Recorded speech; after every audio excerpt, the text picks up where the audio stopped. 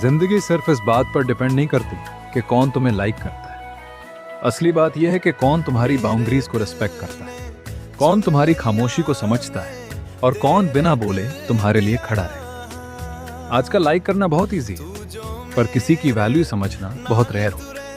जिंदगी का एक गहरा ज्ञान, जो इंसान तुम्हें समझने की कोशिश करता है वो तुम्हें कभी हर्ट करने की जल्दी नहीं करता, क्योंकि उसके लिए तुम सिर्फ एक ऑप्शन नहीं, एक जिम्मेदारी होती, एक एहसास होते। इसलिए उन लोगों के पीछे मत भागो जो सिर्फ तुम्हें पसंद करते हैं, उन्हें पहचानो जो तुम्हें समझते हैं।